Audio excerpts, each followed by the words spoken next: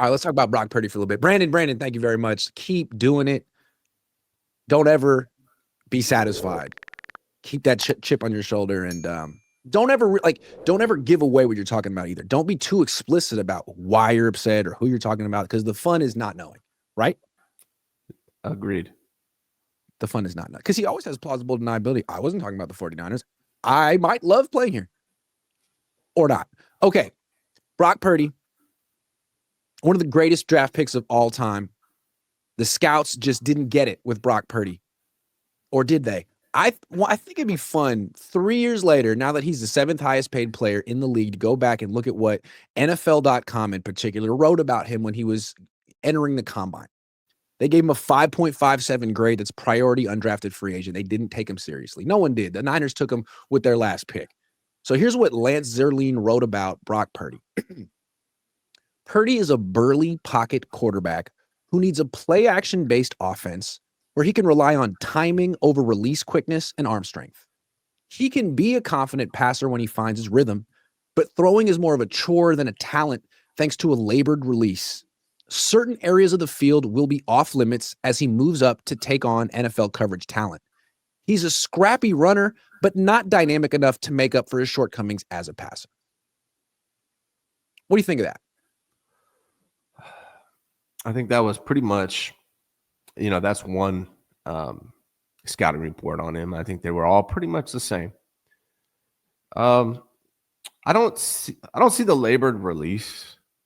It's not as smooth as Jimmy Garoppolo's, but I don't see a labored release from Brock Purdy. Maybe I'm tripping. Maybe it is a little longer, but it's not Colin Kaepernick. That felt a little harsh. Yeah. Trey Lance has more of a labored release than Brock Purdy. That's true. A lot of it is accurate. I think he's better as a runner than a lot of people anticipated, quicker. Prize Picks will give you $50 when you play your first $5 lineup. Win or lose, you'll get $50 for playing. Use promo code Cohn, COHN, and download the app now. More than I ever, I didn't know a lot about Brock Purdy coming into the draft, but even after I saw him like rookie season in the preseason, I thought, hey, he's pretty quick, but he's become even better than that. I think he needs to learn when to use it and how to use it. Maybe he was using a little too much last season.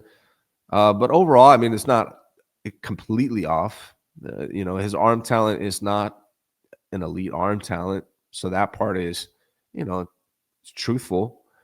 But I think he's better than a lot of people expected. So I don't, he's not a 7th round draft pick. So as far as their complete analyzation of Brock, I think they're wrong about that. He's more like a 3rd round, 2nd round quarterback. Right. To me, their assessment of him is like overly negative in the sense that it's what they focus on is the negative. But the things they wrote aren't really wrong. Like he needs a play action based offense where he can rely on timing over release quickness and arm strength. Well, that's true. And fortunately for him, he landed in the perfect offense for that skill set. Really, even more than the Rams or Green Bay. Like, of all the play action based offenses, to me, the Niners is the one that requires the least amount of arm strength. So that wasn't wrong. The Packers want a guy with a big arm. The Rams want a guy with a big arm. The Niners don't really care. So I think I think it just underscores that he really did land in the perfect situation for him. And that doesn't take anything away from him, because Trey Lance was in the same situation and couldn't do the same things that Purdy did because it wasn't the right situation for him. Maybe no situation was the right situation for him. Purdy landed in the perfect situation. I think we got to remember that and keep that in mind when you look at all these other quarterbacks who didn't and are trying to figure it out. Let's break it down line by line, because I think you're right there. What was the next line of that report? He says he can be a confident passer when he finds his rhythm. That's super true. But throwing is more of a chore than a talent thanks to a labored release. That's harsh. He says certain areas of the field will be off limits as he moves up to take on NFL coverage talent. He's not going outside the numbers very much. He's not going to beat you very often with go balls up the sideline. So that is true. And then when you say he's a scrappy runner, he is a scrappy runner, but not dynamic enough to make up for his shortcomings as a passer. I'd say he's not dynamic enough for the Niners to call actual runs for him. And it seems like his shortcomings as a passer have been covered up by the fact that he's in literally the perfect situation for him and for a lot of quarterbacks.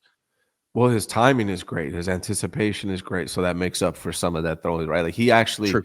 statistically, I believe he has the best go ball. That's the funny thing about Brock. Statistically, I think he's the best with the go ball, but it's based on timing, and it's not like it's not like he's throwing 45. But like we've seen him yard throw go that ball. ball up the sideline. It usually is a little flat.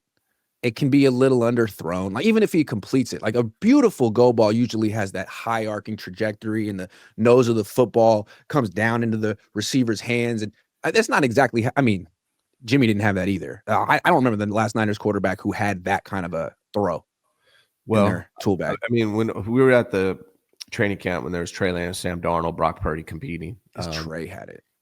Trey had it, Sam had it, right? Like Darnold had you it, could yeah. see a big difference between their arm talent of Brock Purdy, Sam Darnold, Trey Lance. Now, obviously, that doesn't necessarily translate to being a good quarterback in the NFL, particularly on the 49ers, because you're not going to use it that much. But yeah, I don't think they're wrong there as far as like the overall arm talent, because Trey Lance and Sam Darnold had that deep ball way better than Brock did. But obviously, what they're missing here on this report is like the intangibles, the leadership, the intelligence of being able to understand this offense and figure out the timing and run it as good as anybody ever has under Kyle Shanahan. So those things were missing from this report, and that's what makes Brock good. But the things they talked about aren't very far off. Yeah, and it's like when you look at Brock's 2023 compared to 2024, how could they be so different? How could he go from 12 wins to 6? How could he go from an MVP candidate to not in the playoffs, not in the Pro Bowl? Well, did he regress? Did the NFL catch up to him? Or did he go from being in the perfect situation to being in a very imperfect situation? Yeah, I mean, and the thing about the wins and losses last season, it came down to a couple plays. One or two plays. It's not, they weren't getting blown out by a lot of teams. They were losing close ones. The Rams games, perfect examples, and just missed opportunities by the 49ers and Brock Purdy. And I think just not having a couple superstars out there made a little bit of a difference for him. Yeah, absolutely. I just think it's instructive what you look at these quarterbacks coming out, Shedeur Sanders, Cam Ward, and you look at their tape and you try to think about who they remind you of, and you try to determine whether they're going to be successful or not. But I think what percentage of that is under their control, right? And what percentage of that is where they get drafted to, who their quarterback, who their coach is, who their offensive line is, who their surrounding weapons are. I mean, I think more than 50% is out of the quarterback's hands, because you look at a guy like Baker Mayfield, he's a good quarterback. He couldn't overcome the situations he was put into early in his career. Same with Alex Smith. There's so many examples of that. 100%. That's why I'm not big on quarterback wins and losses, right? Now there are opportunities like last year. I think Brock had a couple opportunities to win games that they lost. But overall, it's definitely a team situation, and it's a coaching situation. I mean, who's the last good quarterback to come out of Cleveland? Has there ever been one? Not since they had the new version of the Browns that started in 1999. It's never happened. Yeah, right. Like what happened to Deshaun Watson when he went to Cleveland? Like he horrible. He forgot how to play football. He couldn't. He went from being very good to, awful. Scandals aside, So the team you're on definitely matters. Coaches can come there and change that. Obviously, like perfect example, the Bears. When's the last time the Bears had a great quarterback? Jay Cutler. Was that that's the best that you can recall? Caleb Williams went there. Ton of talent, struggled last year. Now maybe Ben Johnson changed that whole culture around and he starts to succeed. But this is a team sport. It's the ultimate team sport. 53 players, 11 on the field at a time. It is a team sport 100%. And so where you go means a lot. Jimmy Garoppolo's perfect example. After he leaves the Niners, he's not good at all. So I think, these are the conversations that we try to have here in regards to quarterbacks that a lot of people don't want to have. Before we move on, these are the strengths and weaknesses for Purdy, according to Lance Zierlein, as he was coming out of college. Strengths: 4-year starter and team leader. Check. Different quarterback when he finds his rhythm. Okay. Makes his way through progressions. Absolutely. Yeah. Strong hands allow for easy pump fakes to move defenders. I don't know about that one. Yeah, I don't know about that one. Yeah. Generally accurate passer between the numbers. Yeah.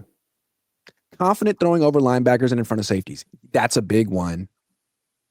He's pretty good at it, actually. That's a big one. Yep. That's why that's such a good fit on this team. Good toughness and anticipation as a runner. Yeah. Willing to dive to move the chains. Absolutely. Absolutely. Here's weaknesses. Pocket setup lacks quickness. What? He's super quick when he wants to be.